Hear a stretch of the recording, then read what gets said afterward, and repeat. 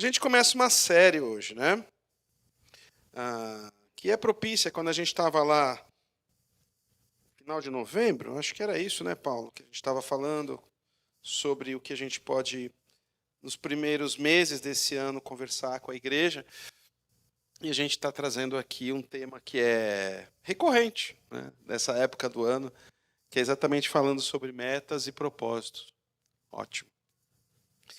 E fiquei pensando, né, porque, querendo ou não, queridos, né, que o pastor Rodrigo foi para o Canadá, foi 16. Então, desde 17, cada ano que vira, a gente está falando sobre metas e propósitos, ou algum tema parecido, né? E eu fui buscar aí os anais dos meus apontamentos e olhei algumas questões, li alguns novos sermões. Foi muito interessante para mim, né? Esse ano me veio esse insight, né? A gente fala, só o que é a diferença do 31 para dia 1º? Lá no consultório eu falei isso muitas vezes, né?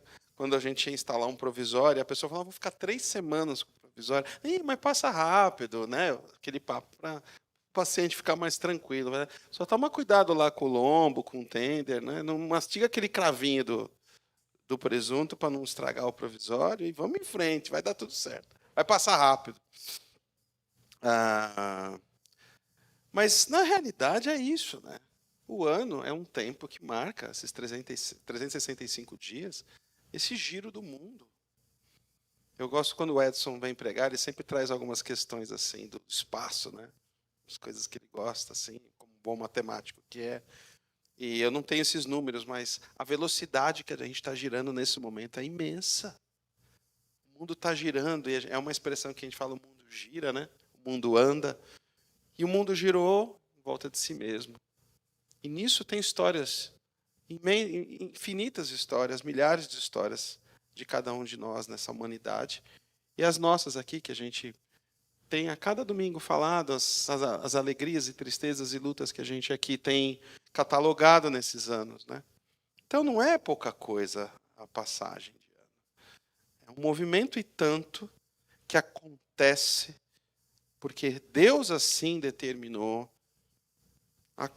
o que é o firmamento, o que são as estrelas, o que é a gravidade, o que é esse planeta pendurado no espaço. Então, existe coisas maravilhosas e que muita coisa a gente ainda não consegue explicar e nunca vai conseguir. A gente vai buscando símbolos para explicar essas coisas. Mas esse ano que passou tem a história de cada um nessa girada que o mundo deu. E assim, de um tempo para cá, a gente está cada vez mais inserido nas redes e sempre vem dicas de várias coisas, não é? Uma delas é essa, como você planejar a sua vida, como você planejar suas férias de janeiro. Alguns vão ter, outros menos, outros mais, mas enfim. Como fazer as receitas, como se preparar fisicamente para as comilâncias e como se livrar delas depois que elas passarem, as dietas, enfim. Então a gente tem cada vez mais assim um tsunami de coisas, de dicas para como a gente deve tratar dessa virada do ano, né? E uma frase que ficou para a gente quando a gente estava conversando a respeito é o que falta para que de fato a gente viva algo novo. O novo sempre vem. O novo sempre vem.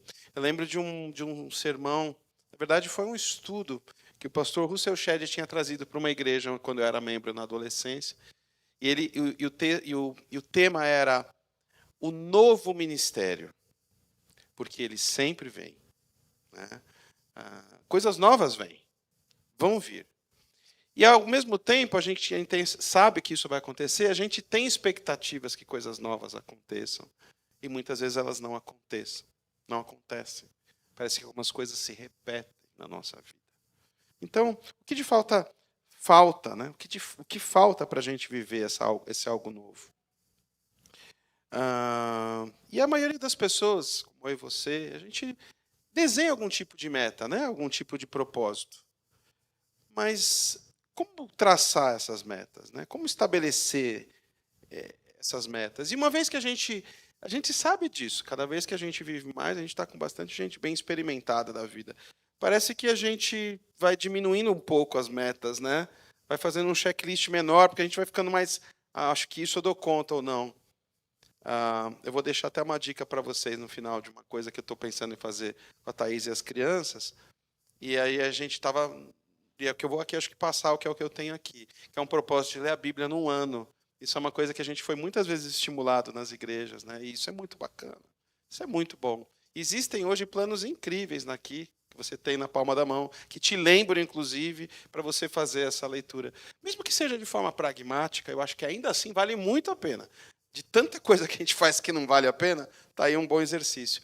Aí eu me empolguei e o Natan lá no acampamento com os amigos dele, falou, não, vamos embora, pai, topo. Aí depois eu fiquei pensando, esse moleque chega de segunda-feira na época da prova, ele chega em casa 9 da noite, vai dormir 3 da manhã para acordar 5.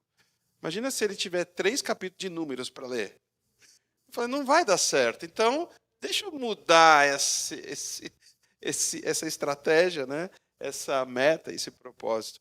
Então, a gente está pensando em ler o Novo Testamento em um ano, né? Já é bacana, faz uma devocional, medita mais. Ou seja, a gente vai aprendendo com o tempo que a gente tem que estabelecer.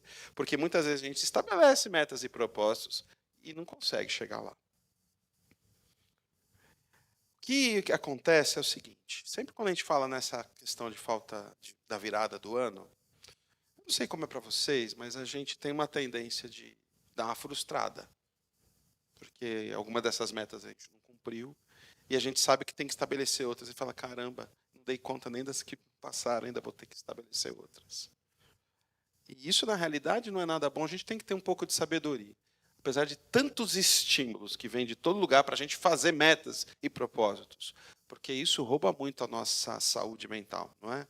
E a gente já não tem pouca coisa para se preocupar e ainda se sente pressionado por isso. Mas é verdade que sempre esse binômio, novo ano, resultados que eu queria, que alcancei ou não, e resultados que eu quero para o próximo, podem trazer para a gente essa angústia. Mais uma delas. O que pode ser igual ou diferente? O que é que eu faço permanecer? O que eu faço de novo? O que eu preciso lançar mão para fazer esses propósitos, essas metas? O que pode me auxiliar? E é aqui que entra a gente, aqui na igreja. Não é para colocar mais peso, não. É para a gente, à luz da palavra de Deus, encontrar soluções, a palavra acho que não é correta, mas caminho, direção, para a gente traçar essas metas. Queria orar com vocês. Que a tua palavra fale, Senhor, que a partilha chegue aos corações, aquilo que o Senhor tem falado comigo. Eu peço que a tua misericórdia me alcance e alcance cada um de nós. No nome de Jesus. Amém. É bem verdade que em cada época da vida a gente tem expectativas diferentes com essas metas e propósitos. São expectativas diferentes. Então, uma mudança de escola de uma criança, um brinquedo novo, um esporte novo. O adolescente, com todas essas demandas que eles têm, o vestibular que está chegando, aqueles que já estão quase para prestar o vestibular, uma nova carreira, e é namorado, e é tantas outras coisas, né? As expectativas da nossa vida são momentos diferentes, mas em todas elas a gente tem e precisa ter metas e propósitos. De como se cuidar, de como a gente viver da melhor forma. Quando eu estava enumerando isso, eu lembrei, a gente teve agora no Natal com a Bisa da Thaís, 95. A Miriam estava lá também, 96. Qual que é a meta e o propósito dela, Miriam? Sobreviver a cada dia, poder ter uma incursão do sofá para o quarto, onde não existe como alguém puxar ela com força porque ela é pesada. Mas ela tem uma meta e propósito. Por quê? Enquanto a vida, a gente estabelece metas e propósitos. O Edgar, que broncoaspirou com álcool, chega para o pastor e fala, faz uma meta e um propósito. Quero que as meninas venham aqui para serem apresentadas. Eu quero participar disso. Sempre onde a vida há meta e propósito. O próprio corpo se estabelece disso. Deus fez o teu coração, tua vesícula, teu fígado, teus músculos para funcionarem. E mesmo diante das debilitações, das debilidades, das dificuldades, das doenças, ainda assim ele reage. Tem meta e propósito para cada célula da gente. Porque enquanto há vida, há meta e propósito. E é isso que eu gostaria de tratar com vocês hoje.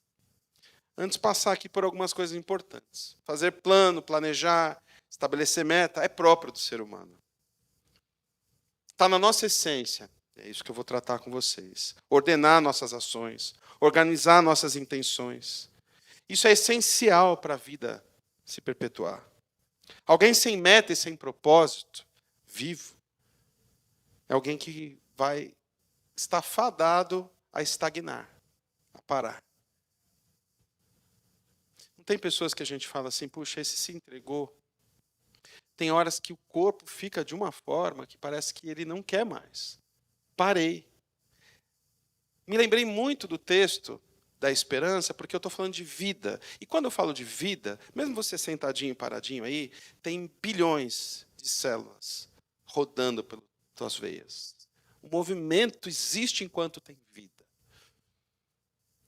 E vida, pneumo, vem do sopro de Deus na narina, daquele ser inanimado, e que se perpetua até hoje na humanidade. Então, meta, propósito, tem a ver com vida, com movimento. Vocês lembram quando a gente estudou aqui sobre esperança? E eu meditei sobre essa questão, né? A salvação nos justifica. Então, ela nos mostra que nós somos salvos, somos aceitos por Deus. Aí um movimento se deflagra, onde a gente está junto do Senhor, onde Ele nos vê através do sangue de Cristo. Aí só que a gente está aqui ainda no mundinho velho. E no mundinho de velho tem diagnóstico ruim, tem N situações, tem várias situações, onde a gente vai se deparar com a falta de esperança, coisas que vão querer que a gente estagne. Mas o que o texto fala é que se a gente se persevera, a gente gera esperança nas tribulações, porque a gente se lembra que somos salvos, porque Deus nos vê, porque Deus cuida de nós. E é esse ciclo, o movimento ele é perpétuo dentro de nós e na nossa alma também.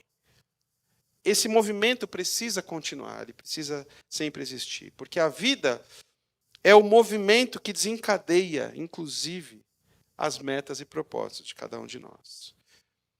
Então, eu quero aqui propor 2 princípios que vão ser régios do que eu quero entender do que é essa nossa nova série, que são importantes para a gente entender. 2 princípios, onde se estabelece as nossas metas e propósitos. O primeiro deles, eu quero fazer uma visita com vocês ao Éden. Uma criação. A gente tem o versículo 1 e 2 de Gênesis que diz assim, no princípio, Deus criou o céu e a terra. Versículo 2, a terra era sem forma e vazia. Havia trevas sobre as águas profundas e o Espírito de Deus se movia sobre a face das águas. Há tanta coisa para se falar nesses 2 versículos. Tanta coisa. Existem tantos apontamentos. Mas eu quero me deter aqui no que é o nosso tema. E o que eu quero frisar aqui é: a terra era sem forma e vazia. Se você fechar seus olhinhos, deixar aí a sua criança de 7, 8 anos, para Marcelinha é fácil. Imaginar o que seria um planeta no escuro sem forma. É muito difícil. Olha que eu procurei várias imagens no Google e não achei algo que pudesse chegar perto. E cada um de vocês, se esse desenho se inscreve na sua cabeça nesse momento. O que é que não tem forma? Como é um planeta sem forma? Eu coloquei aqui o que a arte depois vai chamar de abstrato. Pode colocar para mim, querida? Essa imagem? Ah, não é. Essa daí já é para frente. Isso. Essa daí. Forma abstrata, né? Isso daí é uma foto de um quadro desses que a gente põe na sala, assim. Sem forma e vazia. A terra era sem forma e vazia. Olha só, como na etimologia, como na origem das palavras, a gente tem pouquíssimas instruções sobre isso.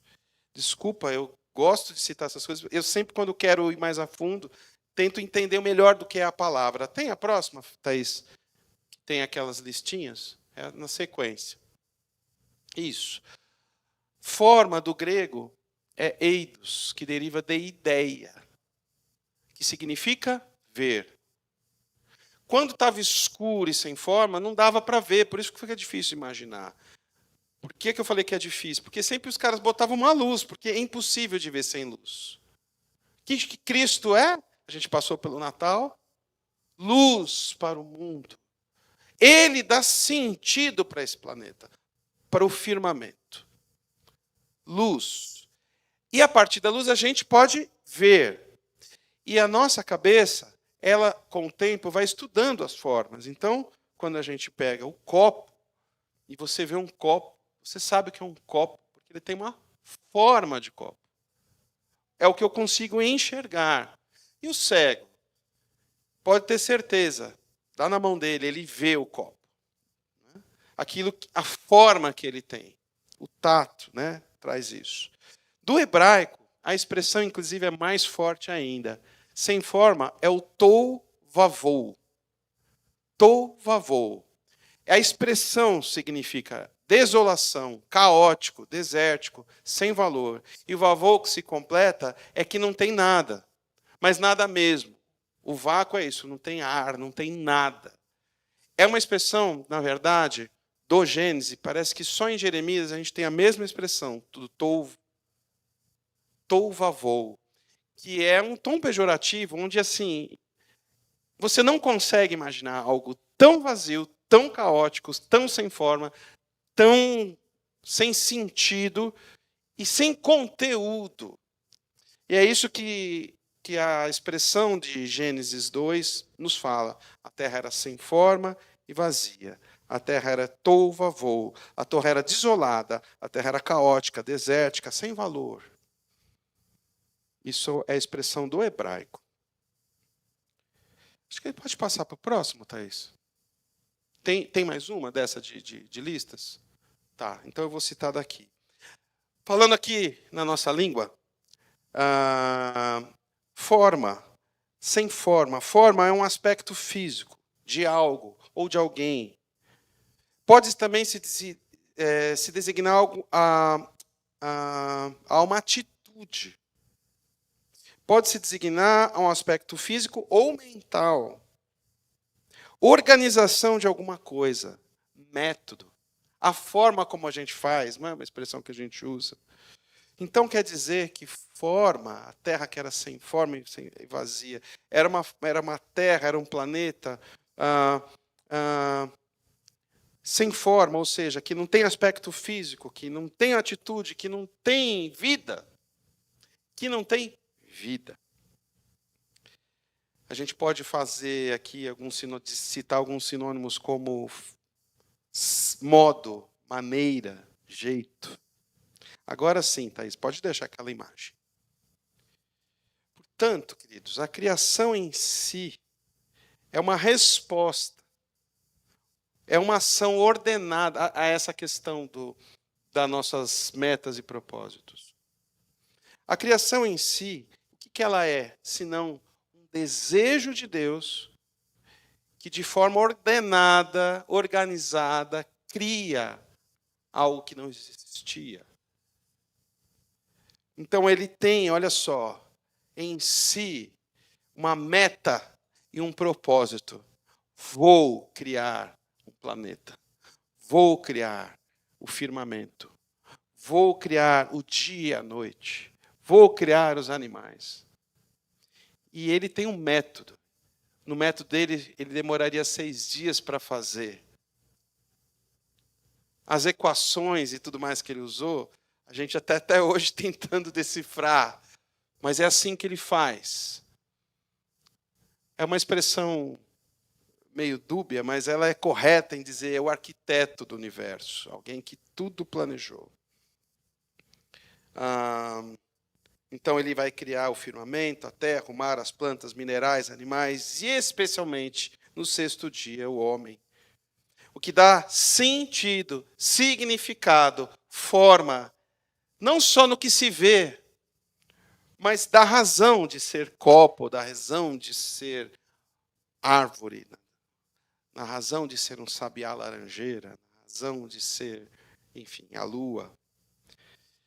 Naquilo que não tinha norte, naquilo que não tinha direção, naquilo que não era. Ao que era desordenado, aquilo que não representava algo, sem forma. Deus então confere forma, estabelece o ser ao que não era, qualifica esse objeto e traz conteúdo, porque ele não é vazio. A terra não é vazia, nós não somos vazios. Existe um conteúdo. O que era sem forma, tem forma. Acaba sendo. O que não era, é. E ainda tem conteúdo, né? Os elementos que a compõem esse planeta. Porém, esse selo divino da criação, né? Essa qualificação divina, ela se estabelece, como está escrito, a partir do 5º dia da criação. O 5º dia da criação são os animais aquáticos e as aves. Então vem uma expressão, logo no começo da palavra de Deus, que é a das mais usadas por nós. Será que é a bateria, querido? Não. Que é a das mais usadas por nós, que é a bênção. E o Deus que era bom e abençoou. Deus contempla o que ele vê como formato, aquilo que ele estabelece como sua meta e propósito. E, além disso, ele coloca seu selo, que é a bênção. Não é uma palavra simples de se explicar, apesar de ser tão corriqueira.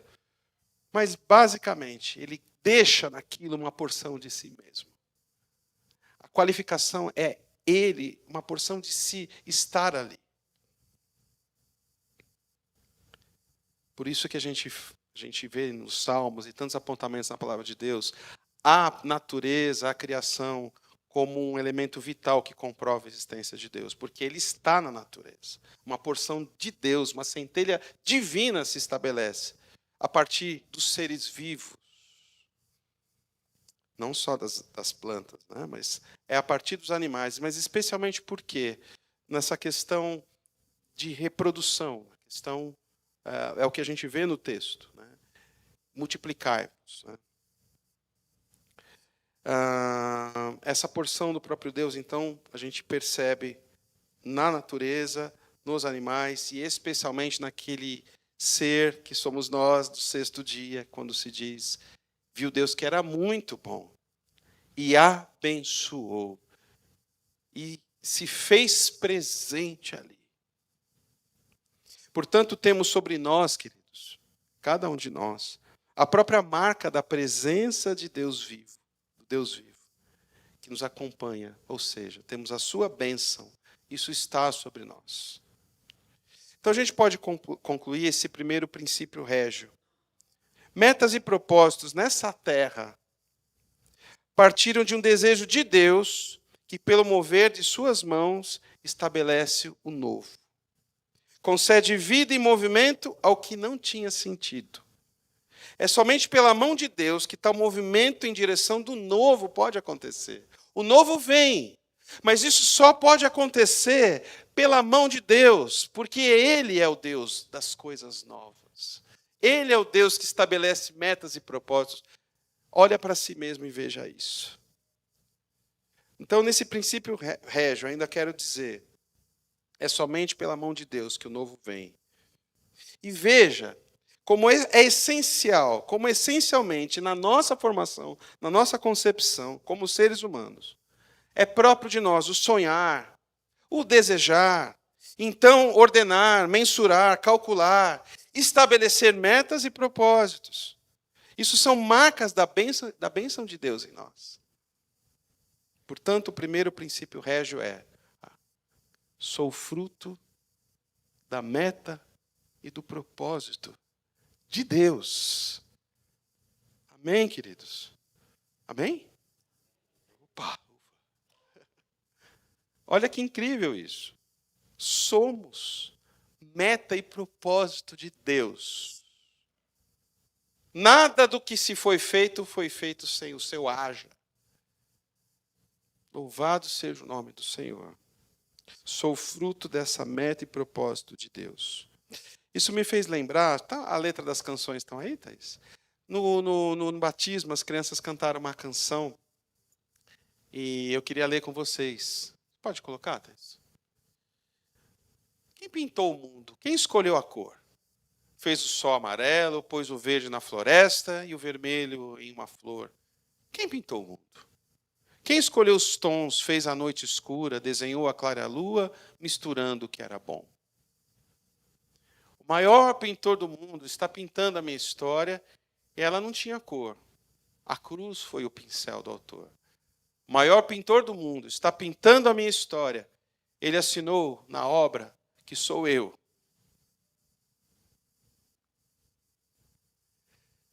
E na assinatura está escrito Deus. Vamos para o segundo princípio, Régio. Importante sempre falar de metas e propósitos e falar sobre esse versículo. Versículo de... Eu vou ler primeiro aqui, depois a Thaís vai colocar uma outra tradução, que são os versículos de Provérbios 16, 1 e 2, que diz assim: é da natureza humana fazer planos. Foi daqui que eu tirei isso. Mas a resposta certa vem do Senhor. Vou ler de novo. É da natureza humana fazer planos, mas a resposta certa vem do Senhor. Ainda que as pessoas, versículo 2, se considerem puras, o Senhor examina a intenção de cada um. Provérbios 16, 1 e 2. Vou ler nessa tradução aqui com vocês. O homem mortal faz planos elaborados para a vida, mas é o Eterno quem tem a última palavra. Especialmente aqui no versículo 2, fica bem interessante. O homem fica satisfeito com o que lhe parece bom, mas o que é realmente bom, só o Eterno pode avaliar. Então, como a gente acabou de ver, é frisada pela palavra de Deus, escrita pelo sábio Salomão, é do homem fazer planos, é próprio de nós. Já defendi bem aqui minha teoria, já acho que deu para entender, porque faz parte da nossa essência, certo? Sim, a gente precisa sonhar. A gente precisa empreender.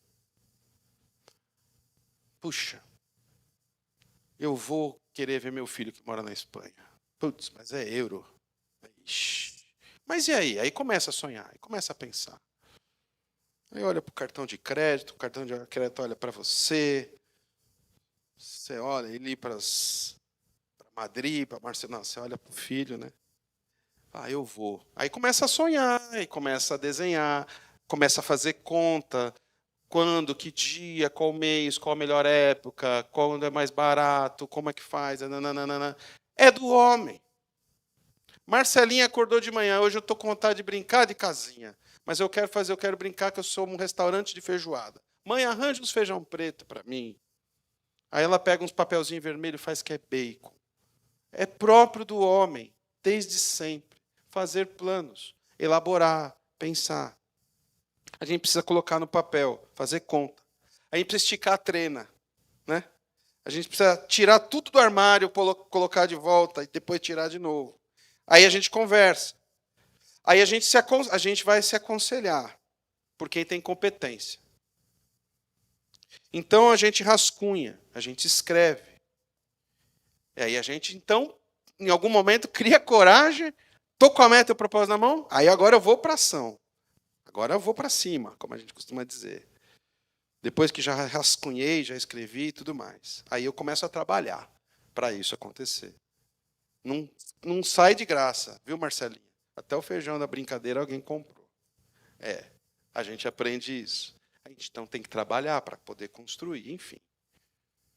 Então aí desse jeito a gente vai poder contemplar aquilo que a gente alcançou e dizer, isso é bom. E ver a mão de Deus ali. Cara, é isso. É uma repetição de milhares de anos atrás. É assim que Deus nos fez, com esse poder de poder pensar e tudo mais. Mas a gente tem que lembrar que somente nosso Deus, o Criador do céu e da terra, e Criador de todos nós, de cada um de nós, é somente Ele, por Ele, que a gente pode saber como é que passa a régua de verdade. Como é que vai ser o final disso? Isso é importante a gente saber. Porque quando a gente vai aprendendo a fazer isso, a gente vai falando, opa, eu sou bom nisso aqui. Né? E a gente vai entendendo que não somos, talvez existem outros bons pintores do mundo, né? Que podem dar algumas outras cores e jeitos para as coisas. Então é essencial que a gente se lembre que quem passa a régua é Ele. Como diz o texto, quem tem a última palavra é o Senhor. Somente Ele pode aferir com precisão os nossos cálculos, as nossas rotas. Somente Ele. Paulinho falou, hoje eu vou acordar cedo. Vou levar a família lá na Zona Leste. Depois vou para a igreja, vou encontrar com o Tiago. Primeira vez que ele está no som e detonou, hein? Obrigado. Num bom sentido, viu? Obrigado, família querida. Aí ele está na Dutra mesmo? Foi na Dutra? Graças a Deus. Aí rasga o pneu. E aí ele vai pegar a step e está ruim também. Planos e metas não foram, né? O que o texto está querendo dizer é que Deus tem em suas mãos todo o saber. Por isso que a gente tem que se dirigir a Ele. Mas eu não quero acreditar que a gente vai deixar de esticar a trena. Entendeu? Lembro do pastor Edson. Pastor na igreja, tive muitos anos. Sai da igreja. E agora, José? Fazer matemática. Fazer prova para entrar. Aí, quantos anos já passaram disso? Deus abençoou isso. E aí, bom que nós ganhamos um irmão e um pastorzão aqui com a gente. Ou seja, a gente vai fazer, vai continuar vendo qual é a data da prova, qual é o conteúdo da prova. A gente vai continuar a procurar o emprego, vai continuar a tentar fazer de outro jeito. Mas sabendo que Deus tem essa última palavra. Como disse, isso não deve nos impedir de seguir os nossos estudos, nossos trabalhos e afins. Mas é importante lembrar que Deus conhece o futuro e é detentor de todas as coisas. Então, nesse momento, onde a gente está aí já na hora da ação de construção, depois que metas e propósitos foram construídos, sabe o que a gente tem no meio do caminho? Se a gente assim proceder, se a gente assim entregar os nossos caminhos ao Senhor, a gente vai encontrar a justiça, a paz e a alegria do Espírito Santo, onde esse mundo não tem. Porque vai ter imposto indevido, vai ser cobrado por coisa que não fez, vai ter briga, vai ter embate para tudo que é lado, vai ter muita tristeza. Mas o reino de Deus é feito de justiça, paz e alegria no Espírito Santo. É isso a palavra de Deus que nos garante. Por isso que a gente pode fazer esticar a nossa trena em paz. Eu tenho um Deus e estou debaixo de um reino onde toda essa injustiça e tristeza e briga desse mundo não me atinge. Posso sim sair lesado. Posso sim sair machucado. Posso sim, isso é verdade. Mas eu tenho essa esperança dentro de mim. Saber que Ele é comigo. Sabe o que mais que a gente encontra? Eu acabei de citar aqui Romanos 14, 17. Justiça, paz e alegria do Espírito Santo. A gente encontra também que Ele vai estar conosco todos os dias. Todos os dias. Todos os dias. No dia que o Paulinho saiu da loja com o Roberto Júnior, com o City bonitão, e do dia que ele saiu com a mão cheia de graxa, todo suado e zoado, com 2 pneus rasgados, ele estava lá também. E o Paulo é um dos poucos caras que eu conheço que acredita muito nisso, sabe? Que vive isso a todo ponto, né? Louvado seja Deus. Eu tinha aqui um exemplo, estou já falando de vários, né? Mas eu sempre gosto de lembrar de 2019. Depois, 17, 18, 19, aprendendo direitinho algumas coisas, junto com os irmãos, ajudando e tal. A gente tem uma reunião com o nosso conselho expandido e temos uma agenda de janeiro a dezembro bem escrita, antes de dezembro. Aí assim eu me senti o rei Davi no dia que os reis vão para a guerra, né? Botei meu chinelo e falei, 2019 vai ser o ano. Até porque os irmãos aqui, fiéis, queridos, acompanharam essa transição, que não foi fácil. E os anos de 17, 18, 19 foram anos muito bons para nós na caminhada. Aí veio a pandemia. Aí a agenda, o cronograma, as metas e propósitos. E agora? Aí a gente tem que se lembrar: justiça, paz, alegria do Espírito Santo. Estarei convosco todos os dias. Eu sou o Alfa e o Ômega. Calma, vamos em frente. É agora que o tribulum está passando. É agora que a tribulação está vindo. Agora que aquela lâmina cheia de dente está passando entre o joio e o trigo e está acertando tua fé. E aqui nós estamos. 25. 5 anos depois. Pela graça e misericórdia de Deus. Amém? Então é preciso também uma outra coisa que o texto nos fala, para terminar. É preciso a gente consultar o coração, consultar a palavra de Deus e, por muitas vezes, consultar a própria família da fé, para sintonizar esse nosso desejo. Nessa versão que a gente leu, coloca de novo, Thaís, por gentileza. Fala disso, né? Que o homem fica satisfeito com o que lhe parece bom, mas o que é realmente bom só é eterno pode avaliar.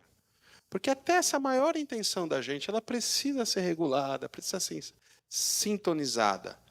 A gente tem uma tendência de procurar conselho com que a gente não sabe que está muito sério, mas com alguém que vai dar um conselho que a gente quer ouvir. A gente foge das pessoas que vão dar um conselho que a gente não quer ouvir. O que você acha de investir isso? Não, esquece. Esquece, agora não é o momento. Você é louco para fazer aquele investimento? Não, agora não é o momento. E etc. Tantos outros conselhos. Né? A mocinha adora o rapaz. Ele parece ter o braço meio curto. Ele é, não sei, tem umas coisas meio esquisitas, mas eu adoro, ele é lindo. Você vai perguntar para quem? Vai perguntar para alguém. Ah, ele é lindão, não larga esse não. Não vai perguntar para a tia e falar, esquece que é fria, né? Chuta o balde, minha filha. Não. Então é importante a gente consultar o coração sempre, meus queridos. Não toma algumas grandes decisões sozinhos, não. Principalmente por conta disso, porque Deus é que pode validar. E se você está em dúvida, chega junto de algum bom conselheiro para você poder entender melhor. Vamos lembrar do que Tiago diz? Eu vou ler aqui com vocês. Prestem atenção, vocês que dizem: hoje ou amanhã iremos a determinada cidade, ficaremos lá 1 ano. Depois a gente vai negociar e vamos ter lucro. Como sabe o que será a sua vida amanhã? A vida é como a névoa do amanhecer. Aparece por um pouco e logo se dissipa. Como dizia a mamá, beblina. Beblina.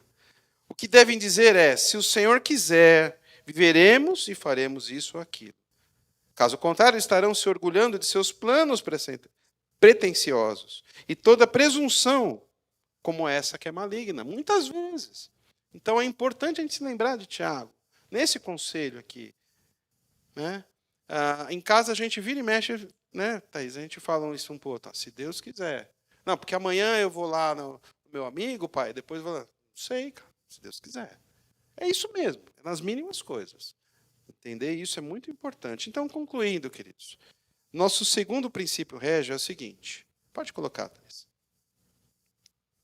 Fazer planos, consultar o coração e entregar o caminho ao Senhor. Lembrando do seguinte, eu acho que é assim. Vê se vocês concordam comigo. Depois que eu escrevi, eu pensei nisso. Parece que às vezes a gente precisa primeiro consultar o coração, depois fazer plano. Isso pode talvez gerar uma insegurança, porque esse veio criativo, essa intenção, essa questão da gente desejar alguma coisa. Eu lembro quando eu me formei, depois de 1 ano e pouco, eu estava pagando aluguel, estava pagando meus cursos, e meu carro estava precisando trocar. E eu liguei para o meu pai. Meu pai, com certeza, eu quase tinha certeza o que ele ia falar. Pai, estou pensando em trocar o carro. Aí eu pensei que ele ia falar quando eu era muito pequenininho, eu queria muito uma coisa, sabia que não podia, ele falava, de jeito nenhum. Eu acho que a pior frase da minha vida é essa. De jeito nenhum. Pai, estou pensando em trocar o carro. Ele ficou quieto um pouquinho e falou, faz isso sim, filho. Não, faz isso sim, só que você vai ter que se organizar. Ele sabia que eu estava vivendo assim. Você tem que pagar seu aluguel, você tem que pagar seus cursos. Está dando um dinheirinho para fazer isso? Dá. Então vai guardar um tempo. E aí depois lá na frente você vende e troca. E aí ele ainda complementou, porque é importante você ter alvo. É importante você ter um alvo. Isso é importante, isso faz a gente ir para frente. É importante. A palavra de Deus tem, né, na parábola, como é o nome da palavra? Dos talentos. Exatamente essa expressão. Muito embora, e por isso que eu estou falando aqui o que vocês acham, né? Se fazer planos e consultar o coração. Eu acho que é uma coisa simultânea. Faz o plano, pensa, e consulta o coração. Por que eu estou querendo trocar o carro? Né? Acho que quando eu troquei o carro, já estava namorando com a Thaís. Não precisava de um carro novo. Mas podia ser que era para ganhar alguma menininha, então não era muito a intenção. Você entende? A vida é muito prática, né? Então as nossas escolhas, as nossas intenções precisam passar por essa regulação. Se é só por um desejo, se é por uma necessidade, ou se é um desejo que pode se enquadrar na nossa vida. Por isso que eu acho que são coisas simultâneas. Vocês concordam comigo? Eu colocaria uma seta que desce, uma seta que sobe. Faz plano e consulta o coração. Faz plano e consulta o coração. Lembrando que o consultar o coração passa pelo crivo da esposa, do marido, do pai, da mãe, dos amigos, dos irmãos. Né? E esse texto, para a gente terminar, que a gente leu inicialmente. Vamos ler juntos, queridos? Entregue seu caminho ao Senhor. É a terceira vez que a gente está lendo isso hoje. É assim que a gente tem que começar esse ano, em qualquer dia da nossa vida. Entender que Ele cuida de mim. E Ele tem cuidado de nós. Como eu mandei na mensagem para vocês, Ebenezer. Ele é a nossa pedra de apoio. Está aí o Evandro. Quando a gente fala muito dessas coisas assim, a gente olha para o pessoal que conhece mais. Né?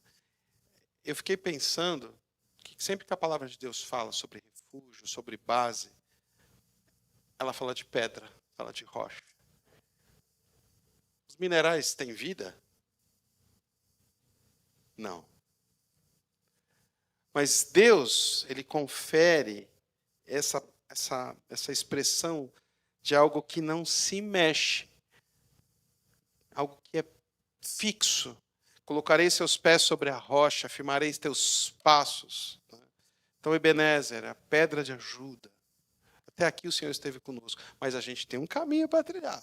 Tem agora o 25 que está começando e tem mais coisa para vir para frente. Que esses sejam 2 princípios importantes para a nossa vida nesse ano, na nossa caminhada de fé. Amém, queridos?